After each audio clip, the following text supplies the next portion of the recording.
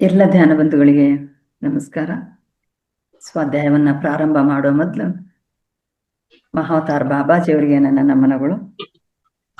ಎಲ್ಲರ ಪ್ರೀತಿಯ ಗುರುಗಳು ಆಗಿರತಕ್ಕಂತಹ ಧ್ಯಾನ ಮತ್ತು ಸ್ವಾಧ್ಯಾಯ ಹಾಗೂ ಸಜ್ಜನ ಸಾಂಗತ್ಯವನ್ನ ಸಾರಿದಂತಹ ಬ್ರಹ್ಮಶ್ರೀ ಡಾಕ್ಟರ್ ಸುಭಾಷ್ ಪತ್ರಿಜಿಯವರಿಗೆ ಹಾಗೂ ಸ್ವರ್ಣಮಾಲ ಅಮ್ಮನವರಿಗೆ ನಮಸ್ಕಾರಗಳು. ಈ ಒಂದು ವೇದಿಕೆಯನ್ನು ನಿರ್ಮಾಣ ಮಾಡಿ ನಮಗೆಲ್ಲರಿಗೂ ಸದಾವಕಾಶವನ್ನ ಮಾಡಿಕೊಟ್ಟಿರತಕ್ಕಂತಹ ಮಹತಾರ್ ಫೌಂಡೇಶನ್ ಫೌಂಡರ್ ಆಗಿರತಕ್ಕಂತಹ doctor Ranganath sir, Lakshmi Ranganath madam ಅವರಿಗೂ ಹಾಗೂ ಅವರೆಲ್ಲ ಸಿಬ್ಬಂದಿ ವರ್ಗದವರಿಗೂ ನಮನಗಳು. ನನ್ನ ತಂದೆ ತಾಯಿಗೆ ಪ್ರಣಾಮವನ್ನ ಹೇಳುತ್ತಾ ನಾನು ಇಂದಿನ ಸ್ವಾಧ್ಯಾಯವನ್ನ ಪ್ರಾರಂಭ ಮಾಡ್ತೇನೆ. ತಮ್ಗೆಲ್ಲರಿಗೂ ಮತ್ತೊಮ್ಮೆ ಆಧಾರಪೂರ್ವಕವಾದ ನಮಸ್ಕಾರಗಳನ್ನ ಹೇಳ್ತಾ ಇದ್ದೇನೆ. ನಾನು ಈ ದಿನ 2ನೇ ಭಾಗ ಅಥವಾ ಶ್ರೀಯಂ ಅವರ 2ನೇ ಚಾಪ್ಟರಿಗೆ ಹೋಗುವ ಮೊದಲು ನಿನ್ನೆಯ ಒಂದು ಸಂಕ್ಷಿಪ್ತ ಪುನರ್ಮನನವನ್ನ ಮಾಡ್ಕೊಳ್ಳೋಣ. ಶ್ರೀಯಂ ಅವರು ಈಗಲೂ ಇರತಕ್ಕಂತಹ ಒಬ್ಬ ಯೋಗಿ. ಸತ್ಸಂಗ್ ಫೌಂಡೇಶನ್ ನಲ್ಲಿ ಇವರನ್ನ ಕಾಣಬಹುದು. ಯೂಟ್ಯೂಬ್ನಲ್ಲಿ ಸಹ ನಾವು ಸಾಕಷ್ಟು ಇವರ ಸ್ವಾಧ್ಯಾಯವನ್ನ ನಾವು ಕೇಳಬಹುದು. ಇವರು ಒಂದು ಮುಸ್ಲಿಂ ಕಮ್ಯುನಿಟಿನಲ್ಲಿ ಹುಟ್ಟಿದ್ರು ಹೇಗೆ ಅವರು ಯೋಗಿಗಳಾದ್ರು ಹೇಳತಕ್ಕಂಥದ್ದು ಆಶ್ಚರ್ಯಕರ. 100 ವರ್ಷಗಳ ಹಿಂದೆ ಇವರೊಂದು ಸಫಿಸ್ಟಿಕೇಟೆಡ್ ಬ್ರಾಹ್ಮಣರ ಕುಟುಂಬದಲ್ಲಿ ಜನಿಸಿದ್ದು, ಇವರು 19ನೇ ವರ್ಷದಲ್ಲೇ ಹಿಮಾಲಯಕ್ಕೆ ಪ್ರಯಾಣವನ್ನ ಮಾಡಿ ಹಿಮಾಲಯದಲ್ಲಿ ಅವರು ಧ್ಯಾನಸ್ಥರಾಗಿದ್ರು, ಬಾಬಾಜಿಯವರ ಶಿಷ್ಯರಾಗಿದ್ರು. ಒಂದು ದಿನ ಇವರು ತನ್ನ ಸ್ನಾನವನ್ನ ಮುಗಿಸಿ ಧ್ಯಾನವನ್ನ ಮಾಡಲಿಕ್ಕೆ ಹೊರಡುವ ಸಮಯದಲ್ಲಿ ಒಬ್ರು ಮುಸ್ಲಿಂ, ಅವರು ಯೋಗಿ ಹಿಂದಿನ ಜನ್ಮದಲ್ಲಿ ಯೋಗಿ ಆಗಿದ್ರು ಅಥವಾ ಹಿಂದಿನ ಜನ್ಮದಲ್ಲಿ ಅವರ ಕರ್ಮ ಏನಿತ್ತು ಅದನ್ನ ಮುಗಿಸ್ಕೊಳ್ಳಿಕ್ಕೆ ಅವರು ಜೀವವನ್ನ ತೊಳೆದು ಬಂದಿದ್ರು. ಅವರಿಗೆ ಬೇರೆ ಒಂದು ಗುರುಗಳ ಆಶೀರ್ವಾದದಿಂದ ಅವರ ಒಂದು ಮುಕ್ತಿಯನ್ನ ಪಡ್ಕೊಳ್ಬೇಕಿತ್ತು. ಅದಕ್ಕೋಸ್ಕರ ಅವರ ಗುರುಗಳು ದೇಹತ್ಯಾಗ ಮಾಡುವ ಮೊದಲು ಇವರಿಗೆ ಹರಿಸ್ತಾರೆ, ನಿನಗೆ ನಾನೆಲ್ಲ ಕೊಟ್ಟೆ, ಬಟ್ ಕೊನೆಯ ಒಂದು ಮುಕ್ತಿಯನ್ನ ಕೊಡ್ಲಿಕ್ಕೆ ನನಗೆ ಆಗುದಿಲ್ಲ, ನಾನು ದೇಹತ್ಯಾಗ ಮಾಡುವ ಸಮಯ ಬಂತು, ನಿನಗೆ ಮುಕ್ತಿ ಸಿಗ್ಬೇಕಾದ್ರೆ ಈ ತರ ಹಿಮಾಲಯದಲ್ಲಿ ಒಬ್ಬ ಯುವ ಯೋಗಿ ಇದ್ದಾರೆ, ಅವರ ಹತ್ರ ಹೋಗಿ ನೀನು ಮುಕ್ತಿಯನ್ನ ಪಡ್ಕೊಳ್ಬಹುದು ಅಂತ. ಆ ಸೂಫಿ ಅಥವಾ ಮುಸಲ್ಮಾನ ಬರ್ತಾರೆ. ಆದ್ರೆ ಅವರು ತುಂಬಾ ಕೊಳಕಾಗಿರ್ತಾರೆ, ವಾಸನೆ ಬರ್ತಾ ಇರ್ತಾರೆ, ಮೈಯಲ್ಲೆಲ್ಲ ಗಾಯ ಇರ್ತದೆ, ಶರೀರದಲ್ಲಿ ನಿಶಕ್ತಿ ಇರ್ತದೆ. ಇದನ್ನ ಈ ಯುವ ಯೋಗಿ ಕಂಡು ತುಂಬಾ ಅಸಹ್ಯ ಪಟ್ಕೊಂಡು ಅವರು ಹೇಳುವುದನ್ನು ಸಹ ತಾಳ್ಮೆಯಿಂದ ಕೇಳತಕ್ಕಂತಹ ಒಂದು ವಿಚಾರವನ್ನು ಸಹ ಮಾಡದೆ ಆ ಸೂಫಿಯನ್ನ ಅಥವಾ ಆ ಮುಸಲ್ಮಾನ ವೃದ್ಧನನ್ನ ಏನ್ ಮಾಡಿದ್ರು ಮುಕ್ತಿಯನ್ನ ಕೊಡ್ಲಿಕ್ಕೆ ಒಪ್ಕೊಳ್ಳೋದಿಲ್ಲ. ನನಗಿದೆಲ್ಲ ಗೊತ್ತಿಲ್ಲ, ನಾನು ಮಾಡೋದಿಲ್ಲ, ನೀನು ಹೋಗುಂತ. ಕೊನೆಗೆ ಅವರು, ನೀವು ಈ ತರ ಹೇಳಿದ್ರೆ ನಾನು ಖಂಡಿತ ಇನ್ನು ಬದುಕಲಿಕ್ಕೆ ಇಲ್ಲ, ನಾನು ನನ್ನ ಪ್ರಾಣ ತ್ಯಾಗವನ್ನ ಮಾಡ್ತಾನೆ ಅಂತ ಹೇಳ್ಬಿಟ್ಟು ಅವರು ನದಿಗೆ ಹಾರಿ ಜೀವವನ್ನ ಕಳ್ಕೊಳ್ತಾರೆ. ಇದನ್ನೆಲ್ಲ ಗಮನಿಸ್ತಾ ಇದ್ದಂತ ಬಾಬಾಜಿಯವರು ಈ ಯುವಕ ಸ್ನಾನ ಮಾಡಿ ಧ್ಯಾನಕ್ಕೆ ಬರುವ ಸಂದರ್ಭದಲ್ಲಿ ಹೇಳ್ತಾರೆ, ಇಂಥ ಒಂದು ಘೋರ ಕೃತ್ಯವನ್ನ ನೀನು ಮಾಡ್ಬಿಟ್ಟೆ, ನೀನೊಬ್ಬ ಯೋಗಿಯಾಗಿ ಸ್ವಲ್ಪ ಆದ್ರೂ ನಿನಗೆ ಅದು ತಾಳ್ಮೆ ಅಂತ ಹೇಳತಕ್ಕಂಥನ ಇಟ್ಟುಕೊಳ್ಬೇಕಿತ್ತು. ಅವರು ನಿನ್ನ ಹತ್ರ ಮುಕ್ತಿಯನ್ನ ಪಡ್ಕೊಳ್ಳಿಕ್ಕೆ ಬಂದ್ರು, ಆದ್ರೆ ನೀನು ಅವರ ಮಾತನ್ನ ಕೇಳಲಿಕ್ಕೆ ತಯಾರಿರ್ಲಿಲ್ಲ, ಅನ್ಯಾಯ ಆಗೋಯ್ತು ಅಂತ. ಆವಾಗ ಇವರಿಗೆ ರಿಯಲೈಸ್ ಆಗತ್ತೆ ಅವ್ರು ಯಾಕೆ ಬಂದ್ರು ಅಥವಾ ನಾನೇನ್ ತಪ್ಪು ಮಾಡಿದೆ ಅಂತ. ಆವಾಗ ಬಾಬಾಜಿಯವ್ರು ಹೇಳ್ತಾರೆ, ಇದಕ್ಕೆ ಕಠಿಣ ಶಿಕ್ಷೆ ಪಡಿಲೇಬೇಕು ನೀನು ಅಂತ. ಸೊ ಇವರು ಹಿಂದೆ ಮುಂದೆ ಏನು ಆಲೋಚನೆ ಮಾಡದೆ, ನೀವು ಕೊಟ್ಟಂತ ಶಿಕ್ಷೆಯನ್ನ ನಾನು ಖಂಡಿತವಾಗ್ಲೂ ಪರಿಪಾಲಿಸ್ತೇನೆ ಅಂತ ಹೇಳತಕ್ಕಂಥದನ್ನ ಹೇಳ್ತಾರೆ. ಆವಾಗ ಬಾಬಾಜಿಯವ್ರು ಹೇಳ್ತಾರೆ, ಆ ಮುಸ್ಲಿಂ ವೃದ್ಧ ಹೇಗೆ ಅವರ ಜೀವನವನ್ನ ಮಾಡಿದ್ರು, ಯಾವ ಕಷ್ಟಗಳನ್ನ ಅನುಭವಿಸಿದ್ರು, ಅದೇ ರೀತಿ ನೀನು ಸಹ ಅನುಭವಿಸ್ಬೇಕು, ಅದಕ್ಕೋಸ್ಕರ ನೀನು ದೇಹ ತ್ಯಾಗವನ್ನ ಮಾಡ್ಲಿಕ್ಕೆ ಸಿದ್ಧನಾಗುವಂತ. ಸೊ ಇವರು ಹೇಳ್ಕೊಡ್ತಾರೆ, ಅವರು ಕೇಚರಿ ಮುದ್ರೆಯನ್ನ ಹಾಕೋ, ನೀನು ದೇಹ ತ್ಯಾಗ ಮಾಡ್ಲಿಕ್ಕೆ ಸಿದ್ಧನಾಗು ಅಂತ ಹೇಳ್ಕೊಂಡು ಇವರು ಸಿದ್ಧರಾಗ್ತಾರೆ. ಸಿದ್ಧರಾಗಿ ತಮ್ಮ ದೇಹ ತ್ಯಾಗವನ್ನ ಮಾಡ್ತಾರೆ. ಆದ ಕಾರಣ ಅವರು ಅಂತ ಒಂದು ಸಫಿಸ್ಟಿಕೇಟೆಡ್ ಬ್ರಾಹ್ಮಣ ಕುಟುಂಬದಲ್ಲಿ ಹುಟ್ಟಿದಂತಹ ಶ್ರೀಯಂ ಅವರು ಮುಂದಿನ ಜನ್ಮದಲ್ಲಿ ಮುಸ್ಲಿಂ ಕುಟುಂಬದಲ್ಲಿ ಹುಟ್ಟಿ ಮಾಂಸಾಹಾರಿಯಾಗಿ ಅವರು ಜೀವನವನ್ನು ನಡೆಸಲಿಕ್ಕೆ ಪ್ರಾರಂಭ ಮಾಡ್ತಾರೆ. ಸೊ ಅಲ್ಲಿ ಎಲ್ಲ ಕಷ್ಟಗಳನ್ನ ಅನುಭವಿಸ್ತಕ್ಕಂಥ ಒಂದು ಆ ಕ್ರಮ ಏನಿದೆ ಅದನ್ನ ಪರಿಪಾಲಿಸ್ಲಿಕ್ಕೆ ಪ್ರಾರಂಭ ಮಾಡ್ತಾರೆ. ಸೊ ಇದರಿಂದಾಗಿ ಇವರು ಹಿಂದಿನ ಜನ್ಮದಲ್ಲಿ ಬ್ರಾಹ್ಮಣರಾಗಿದ್ದು ಯೋಗಿ ಆಗಿದ್ರು ಅವರು ಮಾಡಿದಂತ ಒಂದು ಘೋರ ಕೃತ್ಯಕ್ಕೆ ಅದನ್ನು ಅನುಭವಿಸ್ಲಿಕ್ಕೆ ಈ ಭೂಮಿಗೆ ಬಂದು ಅವರು ಮುಸ್ಲಿಂ ಕುಟುಂಬದಲ್ಲಿ ಹುಟ್ಟುತ್ತಾರೆ. ಮುಂದೆ ನೋಡೋಣ ಅವರು ಹೇಗೆ ಯೋಗಿ ಆದ್ರು ಅಂತ ಹೇಳತಕ್ಕಂಥದನ್ನ ನೋಡೋಣ. ಎರಡನೆಯ, ನಾನು ಹೇಳಿದೆ ಈ ಪುಸ್ತಕದಲ್ಲಿ 50 ಚಾಪ್ಟರ್ಸ್ ಇದೆ. ನಾವಿವತ್ತು ಎರಡನೆಯ ಅಧ್ಯಾಯ ಅಥವಾ ಚಾಪ್ಟರ್ ಅನ್ನ ನೋಡೋಣ. ಇದು ಏನ್ ಹೇಳ್ತದೆ ಅಂದ್ರೆ ಹಿಮಾಲಯ ಗುರುವಿನ ಪ್ರಥಮ ದರ್ಶನ, ಅಂದ್ರೆ ಇವರಿಗೆ ಹೇಗೆ ಆಯ್ತು ಅಂತ ಹೇಳತಕ್ಕಂಥದ್ದು. ಶ್ರೀಂ ಅವರಿಗೆ ಕೇವಲ 9 ವರ್ಷದ ಹುಡುಗ, ಸ್ಕೂಲಿಗೆ ಹೋಗ್ತಾ ಇದ್ರು. ತಂಗಿ ಮತ್ತೆ ತಾಯಿ ಮತ್ತು ತಾಯಿಯ ತಾಯಿ ಅಂದ್ರೆ ಅಜ್ಜಿ, ಅವ್ರ ಮೊದ್ಲೇ ಸೂಫಿಯವರ ಅನೇಕ ಕಥೆಗಳನ್ನ ಕೇಳ್ತಾ ಇದ್ರು. ಇದು ನಾನು ಫಸ್ಟ್ ಚಾಪ್ಟರ್ ಅಲ್ಲೇ ಹೇಳಿದೆ. ಇವರು ತಿರುವನಂತಪುರದಲ್ಲಿ ವಾಸ ಆಗಿರ್ತಾರೆ. ಚಿಕ್ಕದೊಂದು ಮನೆ ಇರುತ್ತೆ. ಒಂದೇನಂತಂದ್ರೆ ಮನೆ ಚಿಕ್ಕದಾಗಿದ್ರು ಅವರ ಮನೆಯ ಹಿಂದೆ ಮತ್ತೆ ಮುಂಭಾಗದಲ್ಲಿ ಸಾಕಷ್ಟು ಜಾಗ ಇರ್ತದೆ. ಅಲ್ಲಿ ಗಿಡ ಮರಗಳೆಲ್ಲ ಇರುತ್ತೆ. ಇವರ ಮನೆಯಲ್ಲಿ ಇವರ ತಾಯಿ ಕೋಳಿಗಳನ್ನ ಸಾಕ್ತಾ ಇರ್ತಾರೆ, ಜೊತೆಗೆ ಆಡು ಸಹ ಸಾಕ್ತಾ ಇರ್ತಾರೆ. ತಂದೆ ಕಟ್ಟಡದ ಗುತ್ತಿಗೆದಾರರು, ಬಿಲ್ಡಿಂಗ್ ಕಾಂಟ್ರಾಕ್ಟ್ ಅಂತ ಹೇಳ್ತಾ ಇವಲ್ಲ, ಆ ಕೆಲಸವನ್ನ ಮಾಡುವುದರ ಜೊತೆಗೆ ರದ್ದಿ ಕಾಗದಗಳು, ಈ ವೇಸ್ಟ್ ಪೇಪರ್ಸ್ ಇದೆಯಲ್ಲ, ಅದರ ಒಂದು ವ್ಯಾಪಾರವನ್ನು ಸಹ ಮಾಡ್ತಾ ಇದ್ರು.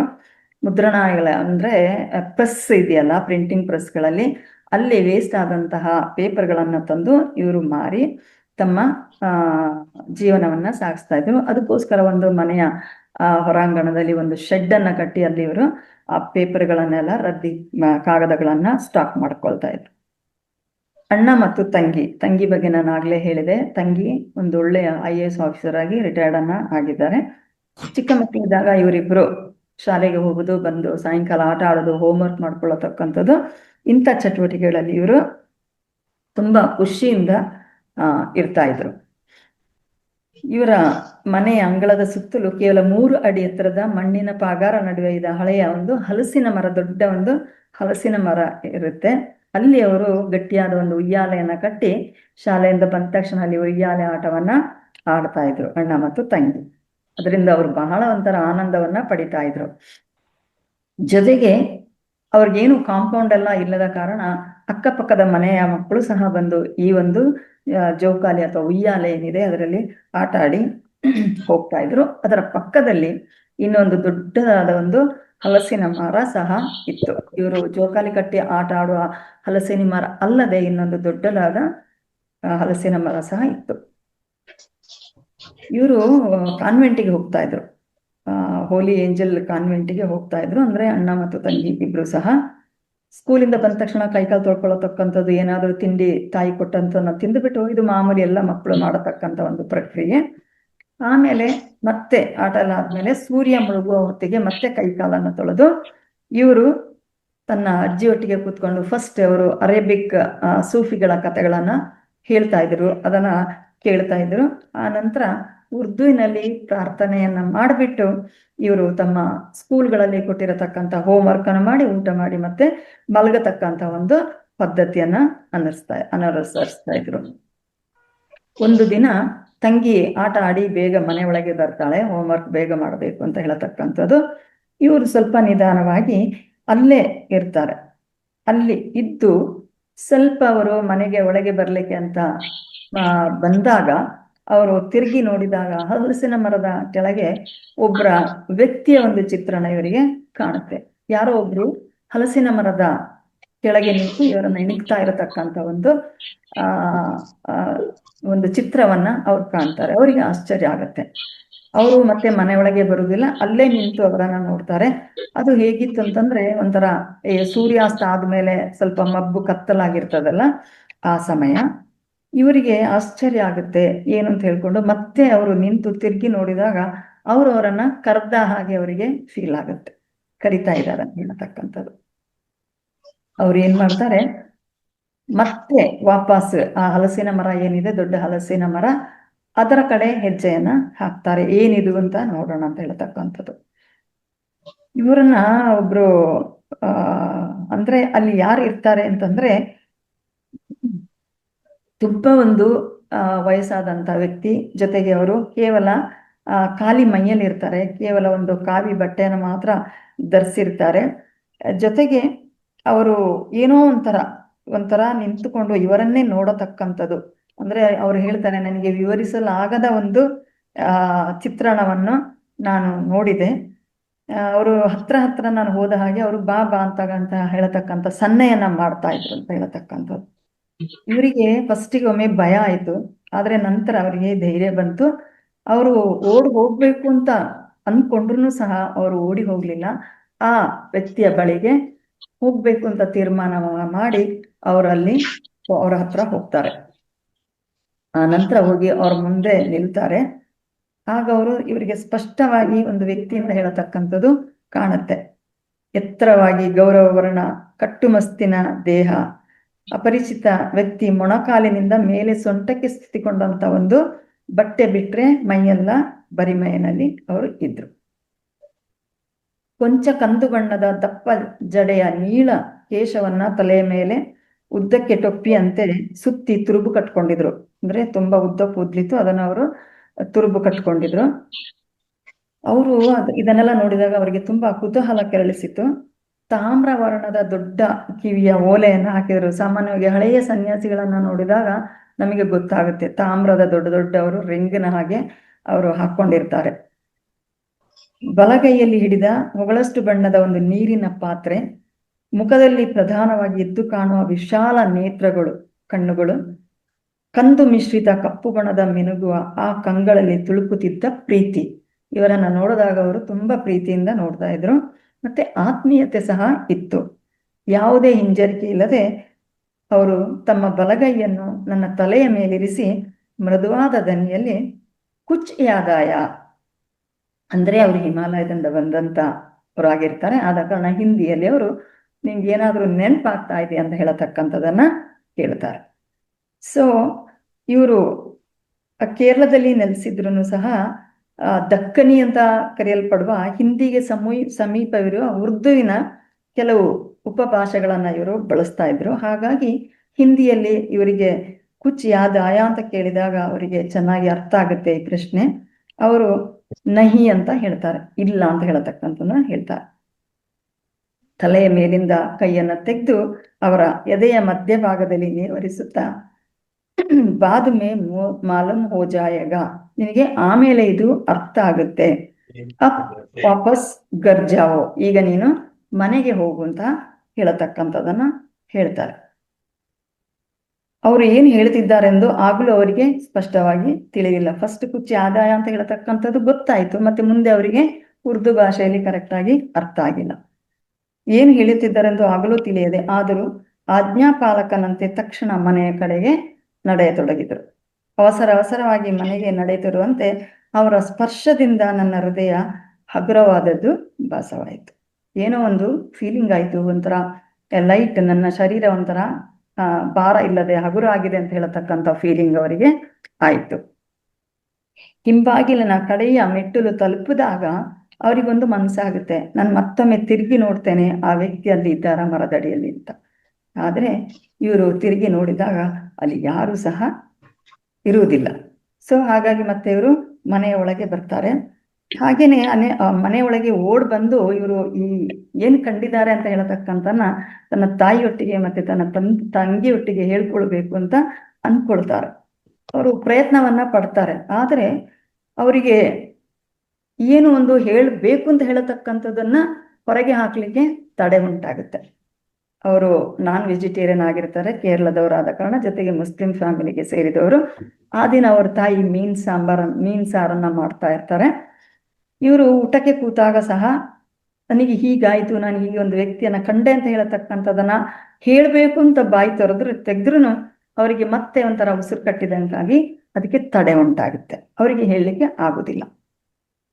ಈ ಒಂದು ವಿಚಿತ್ರ ಅನುಭವ ಅವರಿಗೆ ಬಹಳ ಒಂದು ಇದೇನಿದು, ನಾನು ಹೇಳಬೇಕು, ನನಗೆ ಏನಾಯ್ತು ಅಂತ ಹೇಳಬೇಕು ಅಂತ ಅಂದ್ಕೊಂಡ್ರು ಅದು ಹೇಳಕ್ಕೆ ಆಗ್ತಾ ಇಲ್ವಾ ಅಂತ ಹೇಳತಕ್ಕಂಥದನ್ನ ಗಮನಿಸಿ ಅವರು ಅದನ್ನ ಅಲ್ಲೇ ಬಿಟ್ಟು ಬಿಡ್ತಾರೆ. ಅವ್ರು ಮತ್ತೆ ಆ ಪ್ರಯತ್ನವನ್ನ ಮಾಡ್ಲಿಕ್ಕೆ ಹೋಗುದಿಲ್ಲ. ಕೆಲವು ಇವರಿಗೆ ಇದನ್ನು ಅರ್ಥ ಮಾಡ್ಕೊಳ್ಳಿಗೆ ಇದು ಆದ ನಂತರ 10 ವರ್ಷಗಳ ಕಾಲ ಹಿಡಿಯಿತು. ಅಂದ್ರೆ ಆವಾಗ ಅವರಿಗೆ ಇದು ಬಾಬಾಜಿ ಬಂದ್ರ, ಗುರುಗಳು ಬಂದ್ರ, ಇದು ಏನೋ ಒಂದು ಅಂತ ಅದ್ಭುತ ಅಂತ ಹೇಳತಕ್ಕಂಥದ್ದು ಅದನ್ನ ಅರ್ಥ ಮಾಡ್ಕೊಳ್ಳಿಕ್ಕೆ ಅವರಿಗೆ ಅದರ ನಂತರ 10 ವರ್ಷಗಳ ಕಾಲ ಹಿಡಿಯಿತು ಇದು ಏನು ಅಂತ ಅರ್ಥ ಮಾಡ್ಕೊಳ್ಳೋಕೆ. ಅಲ್ಲಿ ಏನಾಯ್ತಂದ್ರೆ ಅವರಿಗೆ ಆ ನಂತರ ಅವರಿಗೆ ಒಂಥರ ಆ ಮನೆಯಲ್ಲಿ ಒಂಥರ ಸನ್ನಿವೇಶ ಬಹಳ ಬಹಳ ಬದಲಾಗುತ್ತಾ ಬರ್ತದೆ. ಅವರ ಪರ್ಸನಾಲಿಟಿ ಚೇಂಜ್ ಆಗ್ತಾ ಬರ್ತದೆ. ಇನ್ನೊಂದೇನು ಅಂತಂದ್ರೆ ಹಿಮಾಲಯದ ದರ್ಶನ ಕೊಟ್ಟ ಆ ನನ್ನ ಗುರುವಿನೊಂದಿಗೆ ಅಂದರೆ ಹಲಸಿನ ಮರದ ಕೆಳಗೆ ನಾನೊಂದು ಭೇಟಿ ಮಾಡಿದ ಆ ಅಪರಿಚಿತ ವ್ಯಕ್ತಿಯ ಬಳಿಯೇ ಹಿಮಾಲಯದ ಭೇಟಿಯಲ್ಲಿ ಅವರು ನನ್ನನ್ನು ವಿದ್ಯುಕ್ತವಾಗಿ ತನ್ನನ್ನು ಶಿಷ್ಯನಾಗಿ ಸ್ವೀಕರಿಸಿದರು. ಅಂದ್ರೆ ಇವರಿಗೆ ಬಹಳ ಆಶ್ಚರ್ಯ ಆಗುತ್ತೆ. ಅಂದ್ರೆ ಅವ್ರು ಏನು ಮರದಡಿಯಲ್ಲಿ ಚಿಕ್ಕ ಹುಡುಗ ಇದ್ದಾಗ ಕಂಡಿದ್ರು ಆ ವ್ಯಕ್ತಿ, ಅದೇ ವ್ಯಕ್ತಿ ಮುಂದೆ ಅವರ ಗುರು ಅಥವಾ ಬಾಬಾಜಿ ಅಂತ ಹೇಳತಕ್ಕಂಥದ್ದು ಅವರಿಗೆ ಬಹಳ ಬಹಳ ಆಶ್ಚರ್ಯಕರವಾಯಿತು. ಈ ಹಲಸಿನ ಮರದ ಪ್ರಕರಣದ ತರುವಾಯ ಇವರ ಇಡೀ ದೇಹದಲ್ಲಿಯೇ ಸ್ವಲ್ಪ ಬದಲಾವಣೆ ಆಗ್ಲಿಕ್ಕೆ ಸ್ಟಾರ್ಟ್ ಆಯ್ತು, ಮನಸ್ಸಿನಲ್ಲೂ ಬದಲಾವಣೆ ಆಗ್ಲಿಕ್ಕೆ ಸ್ಟಾರ್ಟ್ ಆಯ್ತು. ಇವರು ತಮ್ಮ ಎಲ್ಲ ದಿನನಿತ್ಯದ ಚಟುವಟಿಕೆ, ಸ್ಕೂಲಿಗೆ ಹೋಗುದು, ಬರುವುದು, ಆಟ ಆಡೋದು, ಹೋಮ್ವರ್ಕ್ ಅನ್ನ ಮಾಡುವುದರ ಜೊತೆಗೆ ತನ್ನಷ್ಟಕ್ಕೆ ತಾನೇ ಧ್ಯಾನವನ್ನ ಮಾಡ್ಲಿಕ್ಕೆ ಪ್ರಾರಂಭವನ್ನ ಮಾಡಿದ್ರು. ಇವರಿಗೆ ಧ್ಯಾನ ಅಂತಂದ್ರೆ ಏನು ಗೊತ್ತಿರ್ಲಿಲ್ಲ, ಅದರ ಪರಿಚಯ ಇರಲಿಲ್ಲ, ಎಲ್ಲೂ ನೋಡಿರ್ಲಿಲ್ಲ. ಆದರೆ ತನ್ನಷ್ಟಕ್ಕೆ ಯಾರಿಂದನೂ ಹೇಳಿದಂಥದ್ದೆಲ್ಲ ತಾನು ಧ್ಯಾನವನ್ನ ಮಾಡ್ಲಿಕ್ಕೆ ಪ್ರಾರಂಭ ಮಾಡ್ತಾರೆ. ಒಂಥರ ನಾವು ಹೇಳ್ತೇವಲ್ಲ ಶೂನ್ಯ ಸ್ಥಿತಿಗೆ ಹೋಗಿಂತ ಹಾಗೆ ಧ್ಯಾನಕ್ಕೆ ಕೂತ್ರೆ ಅವರಿಗೆ ಯಾವುದೇ ಒಂದು ಅರಿವಿಲ್ಲದೆ ಅಂತಃಪಯಣದ ಮೊದಲ ಸೂಚನೆ ಎಂಬಂತೆ ಧ್ಯಾನ ಮಾಡ್ಲಿಕ್ಕೆ ಅವರು ಪ್ರಾರಂಭವನ್ನ ಮಾಡ್ತಾರೆ. ಈ ಒಂದು ಅನುಭವ ಅವರಿಗೆ ಏನಾಯ್ತು, ಇದನ್ನ ಯಾರ ಹತ್ರನೂ ಹಂಚಿಕೊಳ್ಳಲಾರದೆ ಅವರು ಯಾವಾಗಲೂ ಅವರಿಗೆ ಈ ಬಾಬಾಜಿಯವರನ್ನ ನೋಡಿದಾಗ ಒಂದು ಪ್ರೇಮ ಭರಿತ ಒಂದು ಕಣ್ಣು ಇರ್ತದಲ್ಲ, ಅದು ಯಾವಾಗ್ಲೂ ಅವರ ಕಣ್ಣು ಮುಂದೆ ಬರ್ತಾ ಇತ್ತು, ಅವರ ಹೃದಯಕ್ಕೆ ನಾಟ್ತಾ ಇತ್ತು.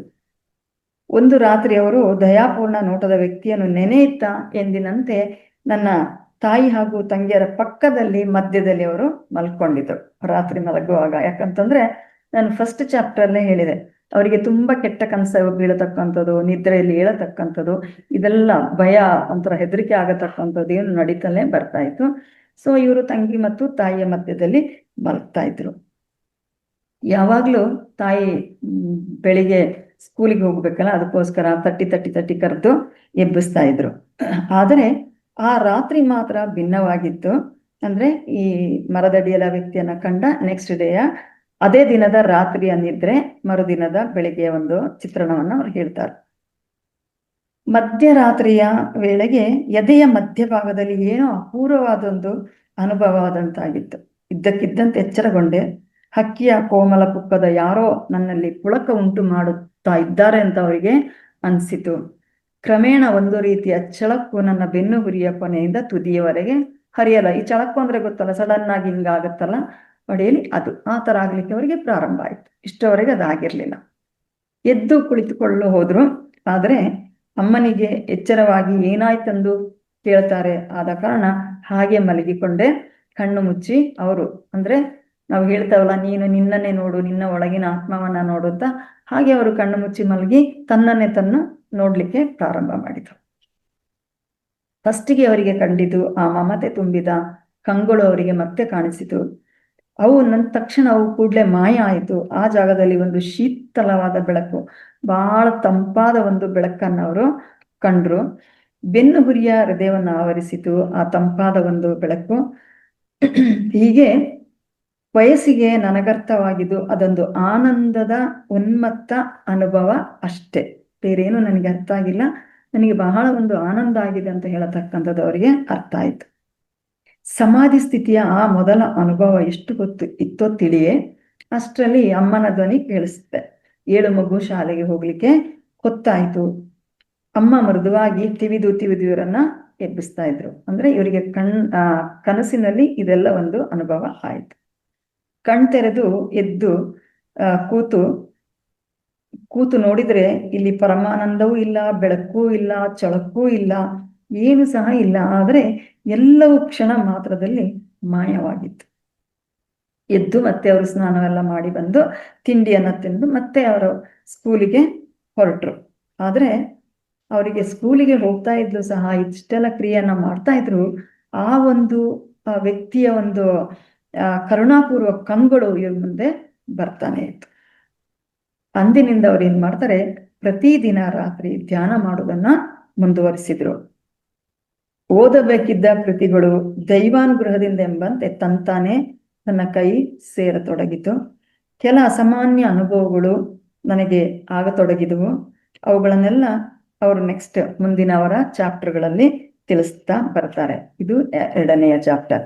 ನಾವು 3ನೇ ಚಾಪ್ಟರ್ಗೆ ಹೋಗೋಣ. ಗಾಯತ್ರಿ ಮಂತ್ರ. ಇಲ್ಲಿ ಏನಾಯ್ತು ಅಂದ್ರೆ, ಇವರಿಗೆ ಈ ವ್ಯಕ್ತಿಯನ್ನ ನೋಡಿದ ಮೇಲೆ ನಾನು ಹೇಳಿದ್ನಲ್ಲ, ಅವರಿಗೆ ಮಾನಸಿಕವಾಗಿ ಮತ್ತೆ ದೈಹಿಕವಾಗಿ ಕೆಲವು ಬದಲಾವಣೆಗಳು ಆಗ್ತಾ ಇತ್ತು. ಈ ಬದಲಾವಣೆಯನ್ನ ತಾಯಿ ಮತ್ತು ಅಜ್ಜಿ ಬಿಟ್ರೆ ಬೇರೆ ಯಾರು ಸಹ ಗಮನಿಸಿರ್ಲಿಲ್ಲ. ಇವರು ಮೊದ್ಲಿಗಿಂತಲೂ ಅಂದ್ರೆ ಮೊದಲು ಆಟ ಆಡೋದು ಮಾಡೋದು ಎಂಜಾಯ್ ಮಾಡ್ತಾ ಇದ್ರಲ್ಲ, ಇದನ್ನ ಬಿಟ್ಟು ಒಂಥರ ಅಂತರ್ಮುಖಿ ಆಗತೊಡಗಿದ್ರು. ತನ್ನಷ್ಟಕ್ಕೆ ತಾನೇ ಅಂತರ್ಮುಖಿ ಆಗತೊಡಗಿದ್ರು. ಹಲಸಿನ ಮರದ ಹತ್ರ ಹೋಗುದು, ಅಲ್ಲಿ ನಿಂತ್ಕೊಳ್ಳತಕ್ಕಂಥದ್ದು, ಅಲ್ಲಿ ಆಕಾಶವನ್ನ ಅವರು ನೋಡತಕ್ಕಂಥದ್ದು, ಹೀಗೆ ತುಂಬಾ ಹೊತ್ತು ದಿಟ್ಟಿಸ್ತಾ ನೋಡತಕ್ಕಂಥ ಒಂದು ಪರಿಪಾಠವನ್ನ ಮಾಡ್ತಾ ಇದ್ರು.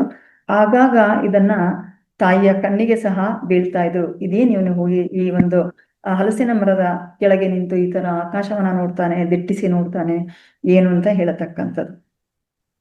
ನಿದ್ದೆಯಲ್ಲಿ ಅವರು ಮೊದ್ಲು ಏನಾಗ್ತಿತ್ತಂದ್ರೆ, ನಾನು ಫಸ್ಟ್ ಚಾಪ್ಟರ್ ಅಲ್ಲಿ ಹೇಳಿದೆ, ನಿಮ್ಗೆ ನೆನಪಿದ್ರೆ, ನಿದ್ರೆಯಲ್ಲಿ ಅವರಿಗೆ ಕೆಟ್ಟ ಕನಸುಗಳು ಬರೋದು, ಆಗಾಗ ಬೆಚ್ಚಿ ಬೀಳತಕ್ಕಂಥದ್ದು, ಇದೆಲ್ಲ ಆಗ್ತಾ ಇತ್ತು. ಈ ಒಂದು ಇವ್ರಿಗೇನ್ ಅನುಭವ ಆಗ್ತಾ ಇತ್ತಲ್ಲ, ಈ ವ್ಯಕ್ತಿಯನ್ನ ಕಂಡ ದಿನದ ರಾತ್ರಿಯಿಂದ ಅವರಿಗೆ ಅದು ಆಗ್ತಾ ಇರ್ಲಿಲ್ಲ. ಎಲ್ಲವೂ ಸಹ ನಿಂತು ಹೋಯ್ತು. ಕೆಟ್ಟ ಕನಸು ಕಾಣೋದಾಗ್ಲಿ, ಯಾರ ಒಂದು ಕರ್ದಂಗೆ ಆಗುದು, ಏಳುದು, ಕಿರ್ಚ್ಕೊಳ್ಳತಕ್ಕಂಥದ್ದು, ಭಯ ಪಡೋದು, ಇದು ಎಲ್ಲವೂ ಸಹ ನಿಂತು ಹೋಯ್ತು. ಇದು ಯಾವುದೇ ಒಂದು ಇವ್ರಿಗೆ ಅನ್ಕೋತಾರೆ, ಇದೊಂದು ವಿಲಕ್ಷಣ ಉಪದ್ರದಿಂದ ನಾನು ಬಚಾವಾದೆ ಅಂತ ಹೇಳತಕ್ಕಂಥದ್ದು ಆ ದಿನದಿಂದ. ಆಮೇಲೆ ಈ ವ್ಯಕ್ತಿ ಅಪರಿಚಿತ ವ್ಯಕ್ತಿ ಭೇಟಿಯಾದ ದಿನದಿಂದ ಈ ಹೇಳ ಹೆಸರಿಲ್ಲದೆ ಇವರ ಶರೀರದಲ್ಲಿ ಅಥವಾ ಇವರ ಮನಸ್ಸಿನಲ್ಲಿ ಇದು ಮಾಯ ಆಯ್ತಲ್ಲ, ನಂತರ ಇವ್ರು ಏನ್ ಮಾಡ್ತಾರೆ, ಹೆಚ್ಚು ತನ್ನ ಅಜ್ಜಿಯನ್ನ ಕಾಡಿಸ್ತಾ ಇದ್ರು. ನೀನು ಸೂಫಿಗಳ ಬಗ್ಗೆ ಕಥೆಯನ್ನ ಹೇಳು ಅಂತ ರಾತ್ರಿ ಮಲಗುವ ಮೊದಲು. ಆಕ್ಚುಲಿ ಅಜ್ಜಿಗೆ ಅವರಲ್ಲಿದ್ದ ಎಲ್ಲ ಕಥೆಗಳ ಸ್ಟಾಕ್ ಖಾಲಿಯಾಗಿತ್ತು. ಮತ್ತೆ ಅವ್ರು ಹೇಳಿದ ಕಥೆಗಳನ್ನೇ ಹೇಳಿ ಹೇಳಿ ಪುನರಾವರ್ತನೆಯನ್ನ ಮಾಡ್ತಾ ಇದ್ರು. ಆದ್ರೆ ಇವ್ರಿಗೆ ಎಷ್ಟು ಕಥೆಗಳನ್ನ ಕೇಳಿದ್ರು, ಮತ್ತೆ ಮತ್ತೆ ಹೇಳಿದ ಕಥೆಗಳನ್ನೇ ಕೇಳಿದ್ರು ಸಹ ಬೇಸರ ಆಗ್ತಾ ಇರಲಿಲ್ಲ. ಇವರಿಗೆ ರಾತ್ರಿಯಲ್ಲಿ ಧ್ಯಾನಕ್ಕೆ ಕುಳಿತಾಗ ತುಂಬಾ ಖುಷಿ ಆಗ್ತಾ ಇತ್ತು. ಧ್ಯಾನಿಸ್ತಲೇ ಅನೇಕ ಬಾರಿ ನಿದ್ರೆಯನ್ನು ಸಹ ಮಾಡ್ತಾ ಇದ್ರು. ಅಲ್ಲಿ ಸುದೀರ್ಘ ಕನಸುಗಳನ್ನ ಸಹ ಕಾಣ್ತಾ ಇದ್ರು ಅವರು. ಕೆಲವು ಮರೆತು ಹೋದು ಮತ್ತು ಕೆಲವು ಮಾತ್ರ ಮನಸ್ಸಿನಲ್ಲಿ ಅಚ್ಚಳಿಯದಂತೆ ಉಳಿದುಕೊಂಡಿರುವ ಮುಂಬರುವ ನನ್ನ ಆಧ್ಯಾತ್ಮಿಕ ಪಯಣದ ಸಂದರ್ಭದಲ್ಲಿ ನಾನು ಹೇಳ್ತೇನೆ ಅಂತ ಹೇಳತಕ್ಕಂಥದ್ದನ್ನ ಈ ಪುಸ್ತಕದಲ್ಲಿ ಅವರು ಬರೆದಿದ್ದಾರೆ. ಇಲ್ಲಿ ಇನ್ನೊಂದು ಅವರು ಕಾಣತಕ್ಕಂಥದ್ದು ಏನು ಅಂತಂದ್ರೆ, ಹಲಸಿನ ಮರದ ಪ್ರಕರಣ ನಡೆದ 3 ತಿಂಗಳ ತರುವಾಯ ಅವರು ಮತ್ತೊಂದು ವಿಚಿತ್ರವನ್ನ ಕಾಣ್ತಾರೆ ನಿದ್ರೆಯಲ್ಲಿ. ಅದೇನು ಅಂತಂದ್ರೆ, ಎತ್ತರದ ಹಿಮಾಚ್ಛಾದಿತ ಪರ್ವಗಳ ಮಧ್ಯದ ಸುಂದರವಾದೊಂದು ಹಸಿರು ಕಣಿವೆ ಅಂದ್ರೆ ನೀರು ಹಾಡಿದ್ದಾರ್ದು, ಅದು ಒಂಥರ ಏನ್ ಹೇಳ್ತಾರೆ, ಕಣಿವೆ ಅಂದ್ರೆ ಗೊತ್ತಲ್ಲ, ಆ ಕಡೆ ಈ ಕಡೆ ಗುಡ್ಡ ಇರ್ತದೆ, ಮಧ್ಯದಲ್ಲಿ ಓಣಿಯ ಹಾಗೆ ಇರ್ತದೆ. ಗಿರಿ ಶಿಖರಗಳ ಬುಡದಲ್ಲೊಂದು ಗುಹೆ ಇತ್ತು. ಗುಹೆಯ ಒಳಗಿಂದ ಅರ್ಥವಾಗದ ಭಾಷೆಯಲ್ಲಿ ಸುಮಧುರ ಮಂತ್ರ ಕೇಳಿ ಬರ್ತಾ ಇತ್ತು. ಅರ್ಥವಾಗದೆಯೂ ನನಗದು ಪರಿಚಿತ ಅನ್ನಿಸ್ತಿತ್ತು. ಆ ಮಂತ್ರ ಏನು ಅಂತ ಇವರಿಗೆ ಅರ್ಥ ಆಗ್ತಾ ಇರಲಿಲ್ಲ, ಬಟ್ ಇವರಿಗೊಂದು ಫೀಲಿಂಗ್ ಆಗ್ತಾ ಇತ್ತು, ಈ ಮಂತ್ರವನ್ನ ನನಗೆ ಕೇಳಿದ್ದೇನೆ, ಇದು ಪರಿಚಯ ಇರತಕ್ಕಂಥ ಮಂತ್ರ ಅಂತ. ಗವಿಯ ಬಾಯಿಯ ಬಳಿ ಹೋಗಿ ಒಳಗೆ ಇಣುಕ್ತಾರೆ ಅವರು. ಸಾಕಷ್ಟು ದೊಡ್ಡದಾದ ಒಂದು ಗವಿ ಅದು. ನೆಲದ ನಡು ಮಧ್ಯದಲ್ಲಿ ಉರಿಯುವ ಕಟ್ಟಿಗೆಯಿಂದ ಪುಟಿದೇಳುವ ಕೆಂಪು ಬಣ್ಣದ ಜ್ವಾಲೆ ಕಾಣಿಸ್ತಾ ಇದೆ. ಇದು ಸಾಮಾನ್ಯವಾಗಿ ಎಲ್ರಿಗೂ ಗೊತ್ತು. ಯಾವುದೇ ಯೋಗಿಗಳು ಸಾಧುಗಳು ಇಲ್ಲಿ ಗುಹೆಯಲ್ಲಿದ್ರು ಮನೆಯ ಮುಂದೆ ಒಂದು ಬೆಂಕಿಯನ್ನ, ಅದರದ ಒಂದು ಮುಂದುವರಿದ ಭಾಗವಾಗಿ ನಾವೀಗ ಈ ಅಗ್ನಿಹೋತ್ರ ಅಂತ ಮಾಡತಕ್ಕಂಥದ್ದು, ಅಗ್ನಿಯನ್ನ ನಾವು ಇಡತಕ್ಕಂಥದ್ದು, ಅದು ಬಹಳ ಬಹಳ ಒಳ್ಳೇದು ಅಂತ ಹೇಳತಕ್ಕಂಥದ್ದು.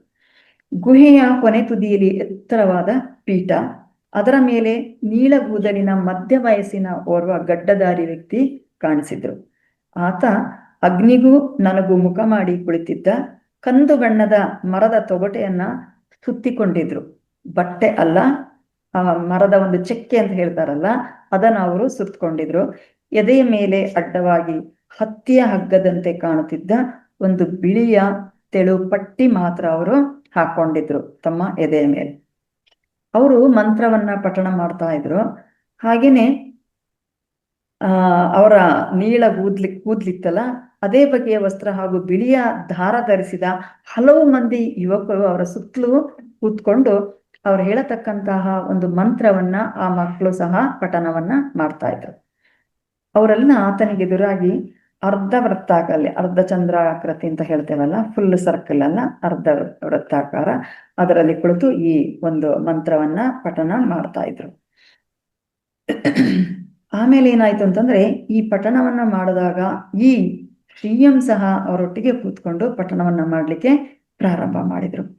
ಹಠತ್ತಾಗಿ ಪಠಣ ನಿಂತಿತು. ಮಕ್ಕಳಿಗೆ ಇದೇನು ಮಂತ್ರವನ್ನ ಹೇಳ್ತಾ ಇದ್ರಲ್ಲ, ಸಡನ್ ಆಗಿ ನಿಲ್ಲಿಸ್ಬಿಡ್ತಾರೆ. ಆವಾಗ ಈ ಪೀಠದ ಮೇಲೆ ಕೂತಿದ್ದ ವ್ಯಕ್ತಿಯ ಒಂದು ದೃಷ್ಟಿ ಈ ಶ್ರೀಯಂ ಅವರ ಮೇಲೆ ಬೀಳುತ್ತೆ. ತರುಣನೇ ಮುಂದೆ ಬಾ ಅಂತ ಕರೀತಾರೆ. ಇವರು ಫಸ್ಟ್ ಹೋಗಿರೋದು, ಅವರು ಸಹ ಫಸ್ಟ್ ಇವರನ್ನ ನೋಡೋದು. ತರುಣ ಮುಂದೆ ಬಾ ಅಂತ ಕರೀತಾರೆ. ಆತನ ಭಾಷೆ ವಿಚಿತ್ರವಾಗಿದ್ರು ಅದು ನನಗೆ ಸ್ಪಷ್ಟವಾಗಿ ಅರ್ಥವಾಯಿತು ಎಂದು ಅಚ್ಚರಿಗೊಂಡು ಗುಹೆಯೊಳಗೆ ನಡೆದ್ರು. ಅಷ್ಟರಲ್ಲಿ ಅಲ್ಲಿದ್ದ ಹುಡುಗರೆಲ್ಲರೂ ಹಿಂದೆ ತಿರುಗಿ ನನ್ನ ಕಡೆ ನೋಡಿ, ಅವರು ಸಾಮಾನ್ಯವಾಗಿ ತೋಳಿಲ್ಲದ ಬನಿಯನ್ನ ಧರಿಸ್ಕೊಂಡು, ಖಾಲಿ ಚಡ್ಡಿಯನ್ನ ಧರಿಸ್ಕೊಂಡು ಹೋಗ್ತಾ ಇದ್ದ ಈ ವ್ಯಕ್ತಿಯನ್ನ ನೋಡ್ಬಿಟ್ಟು ತುಂಬಾ ಜೋರಾಗಿ ನಗಾಡ್ತಾರೆ. ಜೊತೆಗೆ ಇವರು ತಲೆಯ ಕೂದಲನ್ನು ಸಹ ಶೇವ್ ಮಾಡ್ಕೊಂಡಿರ್ತಾರೆ, ಅಂದ್ರೆ ಬೋಳ್ಸ್ಕೊಂಡಿರ್ತಾರೆ. ಸೊ ಇವರಿಗೆ ಒಂಥರ ಅವರನ್ನೆಲ್ಲ ನೋಡಿ ಇರುಸು ಮುರುಸೇನಿತ್ತು. ಆದ್ರೂ ಸಹ ಈ ಹುಡುಗರೆಲ್ಲ ಮುಸಿ ಮುಸಿ ನಗುತ್ತಾ ಇದ್ರು. ಇವರು ಮುಂದೆ ಗುಹೆ ಒಳಗೆ ಹೋದ್ರು. ಆವಾಗ ಆ ಯೋಗಿದ್ರಲ್ಲ, ಇವರಿಗೆ ಪಠಣವನ್ನ ಮಾಡಿಸ್ತಾ ಇದ್ರು. ಅವರು ಜೋರಾಗಿ ಈ ಮಕ್ಕಳಿಗೆ ನಿಲ್ಸಿ ಅಂತ ಹೇಳ್ಕೊಂಡು ಹೇಳ್ತಾರೆ, ಅಂದ್ರೆ ನಗಾಡಬೇಡಿ ಅಂತ ಹೇಳತಕ್ಕಂಥದ್ದು. ಆಮೇಲೆ ಇವ್ರ ಕಡೆ ತಿರುಗಿಬಿಟ್ಟು ಹೇಳ್ತಾರೆ, ಈ ಮಂತ್ರವನ್ನು ನೀನೀಗ ಮತ್ತೆ ಪಠಿಸು ಅಂತ ಹೇಳ್ತಾರೆ. ಸಂಪೂರ್ಣ ಅಪಶ್ರುತಿ ಎಂದು ಗೊತ್ತಿದ್ದರಿಂದ ತಡೆದು ಪಠಿಸಿದೆ. ಅಂದ್ರೆ ಇವರಿಗೊಂದು ರಾಗನೂ ಇರಲಿಲ್ಲ, ಜೊತೆಗೆ ಆ ಒಂದು ಮಂತ್ರವನ್ನ ಹೇಗೆ ಪಠಿಸುದು ಅಂತಾನು ಗೊತ್ತಿರ್ಲಿಲ್ಲ. ಆದ್ರೂ ತೊದಲುತ್ತಾ ಇವರು ಅಪಶ್ರುತಿಯಿಂದ ಆ ಮಂತ್ರವನ್ನ ಪಠಿಸ್ತಾರೆ. ಈ ಹುಡುಗರು ಮತ್ತೆ ನಗಾಡ್ತಾರೆ, ಅಂದ್ರೆ ಇವನಿಗೆ ಬರುವುದಿಲ್ಲ ಅಂತ ಹೇಳತಕ್ಕಂಥದ್ದು. ಮತ್ತೆ ಗುರುಗಳು ಸುಮ್ಮನಿರಿಂದ ಅವರಿಗೆಲ್ಲ ಬಾಯಿ ಮುಚ್ಚಿಸ್ಬಿಟ್ಟು ಏನ್ ಕೇಳ್ತಾರೆ ಅಂತಂದ್ರೆ, ನಿನಗೆ ಸರಿಯಾದ ಇದನ್ನ ಪಠಿಸುವ ಸರಿಯಾದ ಕ್ರಮ ಮರೆತು ಹೋಗಿದೆ. ಮನೆಗೆ ಈಗ ನೀನು ಹೋಗಿ ಅದನ್ನು ಸರಿಯಾಗಿ ಕಲ್ತುಕೋ ಎಂದರು. ಆದರೆ ಹೇಗೆ ಅಂತ ಇವರಿಗೊಂದು ಪ್ರಶ್ನೆ ಉದ್ಭವಿಸುತ್ತಲ್ಲಿ. ಅವರು ಅದನ್ನ ಪ್ರಶ್ನೆಯನ್ನ ಕೇಳುವ ಮುಂಚೆ ಎದ್ದೇಳು ಅಂತ ಹೇಳತಕ್ಕಂಥ ಅಮ್ಮನ ದನಿ ಕೇಳಿಸುತ್ತೆ. ಅಂದು ಇದೆಲ್ಲ ಆಗಿರುವುದು ಅವರಿಗೆ ಕನಸಿನಲ್ಲಿ. ಇವರು ಗುರುಗಳನ್ನ ನಾನು ಹೇಗೆ ಇದನ್ನ ಪಠಣವನ್ನ ಸರಿಯಾಗಿ ಕಲಿಯುವುದು ಮನೆಗೆ ಹೋದ್ಮೇಲೆ ಅಂತ ಪ್ರಶ್ನೆ ಕೇಳುವ ಮೊದಲೇ ತಾಯಿ ಬಂದು ಎದ್ದೇಳು ಅಂತ ಹೇಳತಕ್ಕಂಥದನ್ನ ಎಬ್ಬಿಸ್ತಾರೆ. ಆದ್ರೆ ಅವತ್ತು ಭಾನುವಾರ ಆಗಿರ್ತದೆ. ಇವನೇನು ಅವಸರದಲ್ಲಿ ಶಾಲೆಗೆ ಹೊರಡುವ ಒಂದು ಅವಕಾಶ ಇರಲಿಲ್ಲ. ಹಾಗಾಗಿ ತುಂಬಾ ಖುಷಿಯಲ್ಲಿ ಇವರು ಎದ್ದು ಹಿತ್ತಲಲ್ಲೆಲ್ಲ ಅಡ್ಡಾಡುತ್ತಾ ಒಂದು ಚಿತ್ರ ಬಿಡಿಸುವುದು, ಬಣ್ಣ ತುಂಬಿಸುವುದು ಮೊದ್ಲಿಂದನೂ ಮಾಡ್ತಾ ಇದ್ದಂತ ಆಕ್ಟಿವಿಟಿಯನ್ನ ಮಾಡ್ತಾರೆ. ಆದರೆ ಒಂದು ತಿಂಡಿಯನ್ನ ತಿಂದಾದ್ಮೇಲೆ ಇವ್ರಿಗೆ ಏನಾಗ್ತದಂದ್ರೆ, ಆರಾಮವಾಗಿ ಒಂದು ಆರಾಮ ಕುರ್ಚಿಯಲ್ಲಿ ಇವ್ರು ಕೂತಿರ್ತಾರೆ. ಜೊತೆಗೆ ಮುಂದೆ ಏನ್ ಮಾಡುದು, ಇವ್ರಿಗೆಲ್ಲ ಕನಸಲ್ಲಿ ಏನ್ ಕಾಣುತ್ತೋ ಅಂತ ಹೇಳತಕ್ಕಂಥದ್ದನ್ನ ಅವ್ರ ಪುನರ್ಮನನ ಮಾಡ್ಕೊಂಡು ಮುಂದೆ ಏನ್ ಮಾಡುದು ಅಂತ ಹೇಳತಕ್ಕಂಥ ಒಂದು ಆಲೋಚನೆಯನ್ನ ಮಾಡ್ತಾ ಕೂತಿರ್ತಾರೆ. ಇವರ ತಂದೆ ಮನೆಯಲ್ಲೇ ಒಂದು ಆಫೀಸ್ನ ಹಾಗೆ ಒಂದು ರೂಮನ್ನ ಇಟ್ಕೊಂಡಿರ್ತಾರೆ.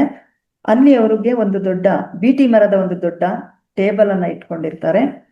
ಅದರ ಡ್ರಾವರಿಗೆ ಅವ್ರು ಯಾವಾಗ್ಲೂ ಬೀಗವನ್ನ ಹಾಕಿರ್ತಾರೆ.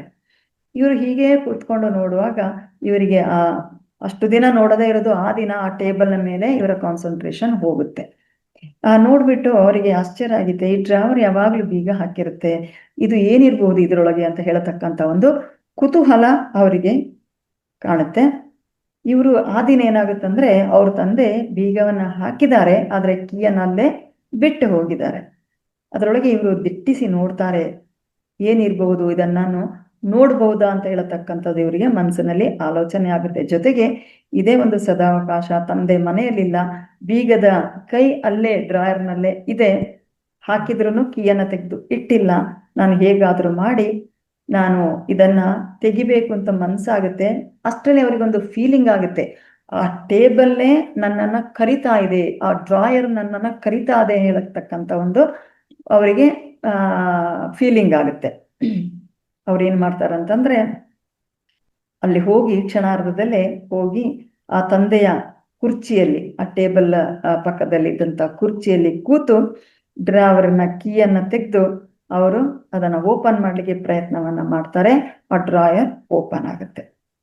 ಒಳಗೆ ನೋಡಿದ್ರೆ ತುಂಬಾ ಫೈಲ್ಗಳನ್ನ ಅವ್ರ ತಂದೆ ಇಟ್ಟಿರ್ತಾರೆ.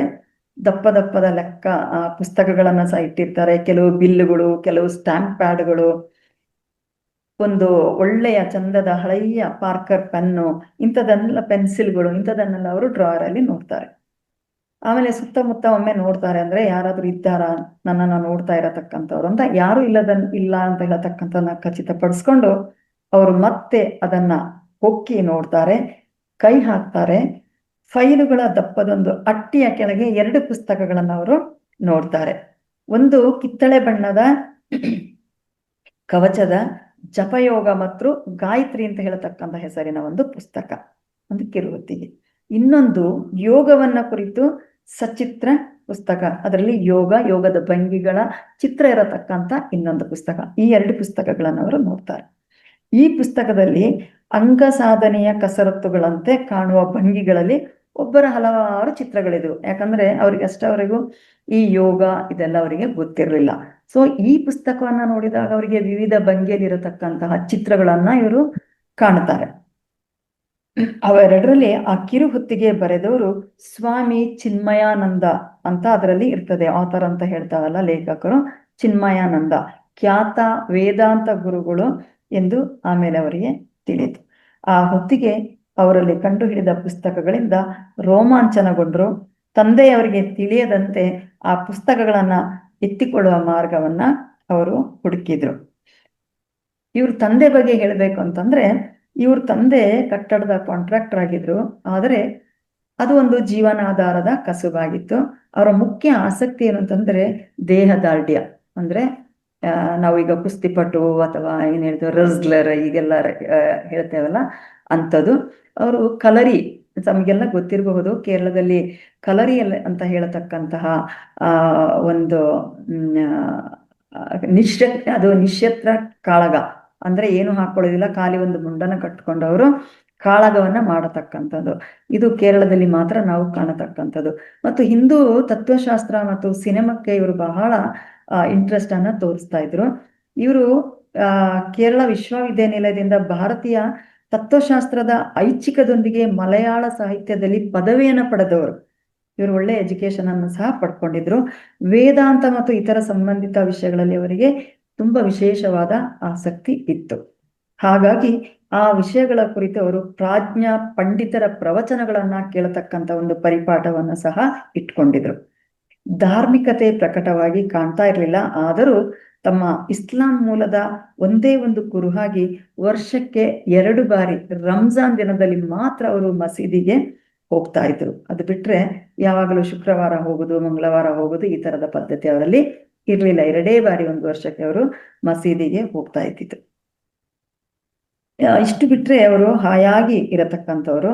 ಹೊಸದಾದ ಯಾವುದೇ ಚಲನಚಿತ್ರ ಬಂದ್ರೂ ಅದನ್ನ ಹೋಗಿ ನೋಡ್ತಾ ಇದ್ರು. ಅವರು ಯೋಗಾಭ್ಯಾಸವನ್ನ ಮಾಡ್ತಾ ಇದ್ರು. ಒಂದು ದಿನ ಈ ಯೋಗಾಭ್ಯಾಸವನ್ನ ಆರಂಭಿಸುವ ಮುನ್ನ ಮುಂಜಾನೆ ಬೇಗನೆದ್ದು ಸುಮಾರು 1.5 ಗಂಟೆ ಕಾಲ ಅವರು ಬಿರುಸಿನ ವ್ಯಾಯಾಮವನ್ನ ಮಾಡಿ ಆ ನಂತರ ಬಂದು ಈ ಶ್ರೀಯಮ್ಮ ಅವ್ರನ್ನ ಎಬ್ಬಿಸ್ಬಿಟ್ಟು ಅವರಿಗೆ 1-2 ಸರಳ ವ್ಯಾಯಾಮವನ್ನ ಮಾಡಿಸಿ ನಂತರ ಅವರು ಅವರ ಮುಂದಿನ ಚಟುವಟಿಕೆ ಮುಂದುವರಿತಾ ಇದ್ರು.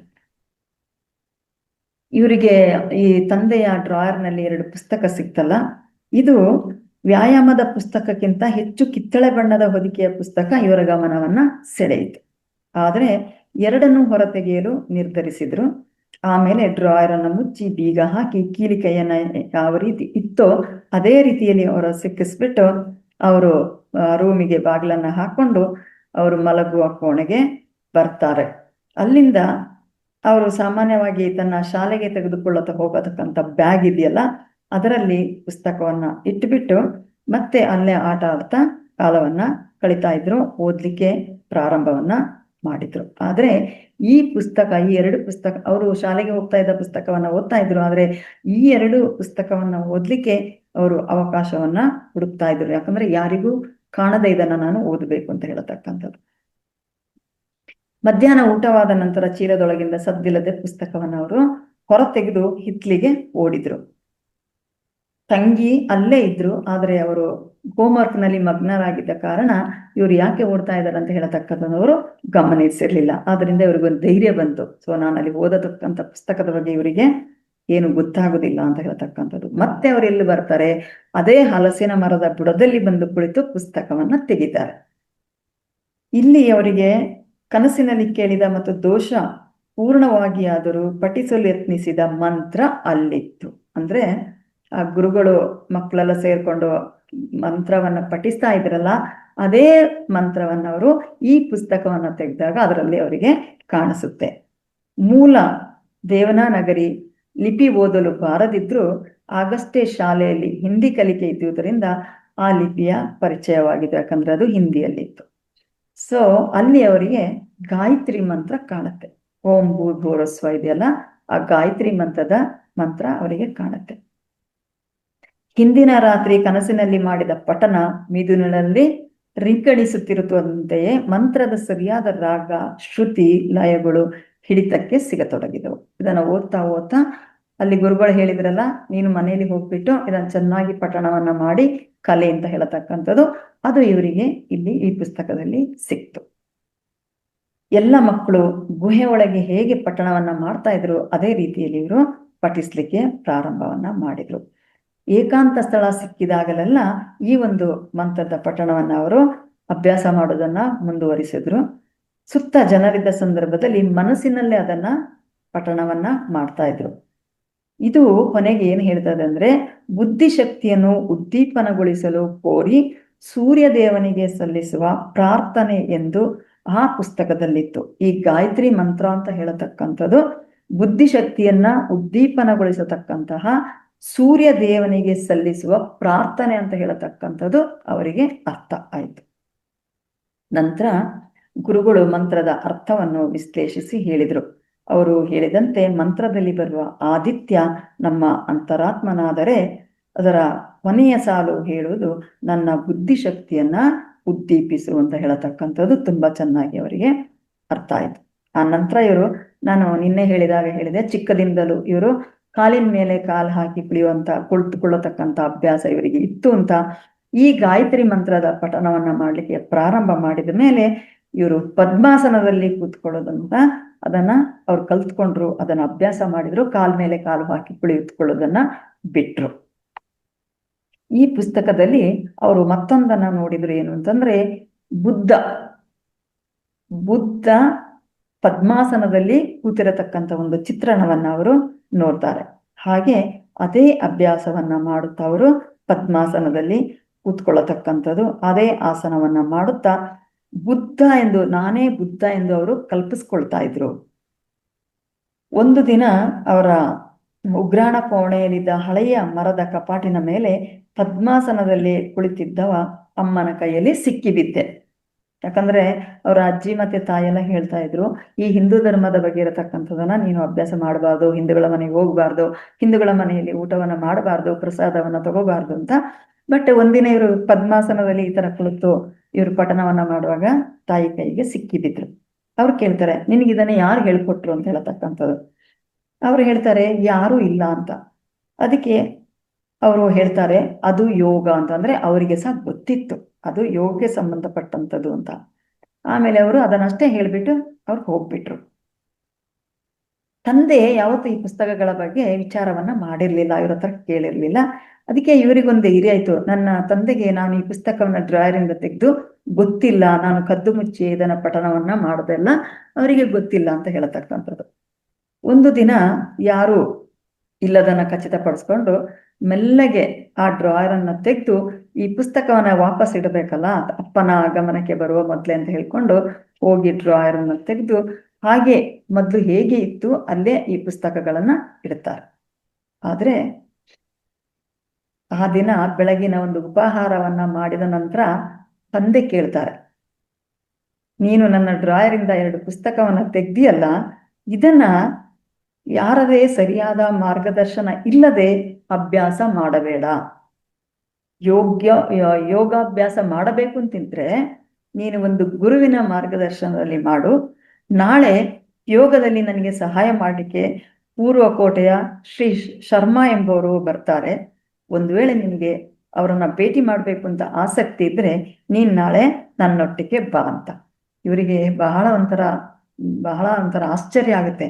ತಂದೆಗೆ ಗೊತ್ತಿಲ್ಲದೆ ತೆಗ್ದಿದ್ದೆ, ಮುಚ್ಚಕೆಯಿಂದ ಎಲ್ಲ ಮಾಡ್ತಾ ಇದ್ದೆ, ಆದ್ರೆ ತಂದೆಗೆ ಈ ವಿಷಯ ಗೊತ್ತಿತ್ತು ಅಂತ ಹೇಳತಕ್ಕಂಥದ್ದು. ನೆಕ್ಸ್ಟ್ ಡೇ ಅವರು ಶರ್ಮಾರನ್ನ ಭೇಟಿ ಮಾಡ್ತಾರೆ. ಯೋಗಾಸನ ಮತ್ತೆ ಪ್ರಾಣಾಯಾಮಗಳನ್ನ ಹೇಳಿಕೊಡ್ತಾರೆ. ಅವರು ಹೇಳಿಕೊಡಿ ಅಂತ ಕೇಳಿದಾಗ ಸಹ ಶರ್ಮಾರವರು ಕೂಡಲೇ ಒಪ್ಕೊಳ್ತಾರೆ. ಕೆಲವೇ ತಿಂಗಳಲ್ಲಿ ಅದನ್ನೆಲ್ಲ ಅವರು ಸಲೀಸಾಗಿ ಕಲಿತಾರೆ. ಒಂದು ದಿನ ಅವ್ರ ತಂದೆಯ ಬಳಿ ಹೇಳುದು ಇವರ ಕಿವಿಗೆ ಬೀಳುತ್ತೆ, ಈ ಹುಡುಗ ಚೂಟಿ ಇದ್ದಾನೆ, ನಿತ್ಯವೂ ಬಿಡದೆ ಅಭ್ಯಾಸ ಮಾಡಿದಾನೆಂದ್ರೆ ಇವನು ಬಹಳ ಸಾಧನೆಯನ್ನ ಮಾಡಬಲ್ಲ. ಇದನ್ನ ಆ ಶರ್ಮಾ ಗುರುಗಳು ಇವರ ತಂದೆ ಹತ್ರ ಹೇಳ್ತಾರೆ. ಬಟ್ ಇವರು ಇದನ್ನ ಕೇಳಿಸ್ಕೊಳ್ತಾರೆ. ಅಂದಿನಿಂದಲೂ ಅವರು ನಿರಂತರವಾಗಿ ಯೋಗಾಭ್ಯಾಸ ಮಾಡುತ್ತಾರೆ ಬಂದಿದ್ರು. ಇಂದಿಗೂ ಪ್ರತಿನಿತ್ಯ ಬೆಳಿಗ್ಗೆ ಅರ್ಧ ಗಂಟೆ ಕಾಲವಾದರೂ ಕೆಲ ನಿರ್ದಿಷ್ಟ ಆಸನಗಳನ್ನ ಮತ್ತು ಉಸಿರಾಟದ ವ್ಯಾಯಾಮಗಳನ್ನ ಮಾಡ್ತೇನೆ. ನನ್ನ ಆರೋಗ್ಯ, ದೇಹ ಶಕ್ತಿ ಹಾಗೂ ಚೈತನ್ಯಗಳಿಗೆಲ್ಲ ಕಾರಣ ಅದುವೇ. ಇದರಿಂದ ನಾನು ತುಂಬಾ ಒಂದು ಆರೋಗ್ಯ ಸ್ಥಿತಿಯಲ್ಲಿ ಇದ್ದಾನೆ ಅಂತ ಹೇಳತಕ್ಕದನ್ನ ಹೇಳ್ತಾರೆ. ಸೊ 7:30 ಗಂಟೆ ಆಯಿತು. ನನಗೆ ಕೊಟ್ಟಂತಹ ಸಮಯ ಇಲ್ಲಿ ಮುಗಿಯಿತು. ಬಹುಶಃ ನಾನು ಈ ಒಂದು 2 ಅಧ್ಯಾಯಕ್ಕೆ ಇಂದಿನ ಈ ಸ್ವಾಧ್ಯಾಯವನ್ನ ವಿರಾಮವನ್ನ ಹೇಳ್ತಾ ಇದ್ದೇನೆ. ಸೊ ನನಗೆ ಈ ಒಂದು ಸ್ವಾಧ್ಯಾಯವನ್ನ ಮಾಡಲಿಕ್ಕೆ ಶ್ರೀಯಂ ಬಗ್ಗೆ ಎಲ್ಲರೊಟ್ಟಿಗೆ ಹಂಚಿಕೊಳ್ಳಿಕ್ಕೆ ಅವಕಾಶ ಮಾಡಿಕೊಟ್ಟಿರತಕ್ಕಂತಹ ಈ ಒಂದು ವೇದಿಕೆಗೆ ತಮ್ಗೆಲ್ರಿಗೂ ಸಹ ಧನ್ಯವಾದವನ್ನ ಹೇಳುತ್ತಾ ಇಂದಿನ ಈ ಸ್ವಾಧ್ಯಾಯಕ್ಕೆ ನಾನು ವಿರಾಮವನ್ನ ಹೇಳ್ತೇನೆ. ಧನ್ಯವಾದಗಳು, ಧನ್ಯವಾದಗಳು, ಧನ್ಯವಾದಗಳು.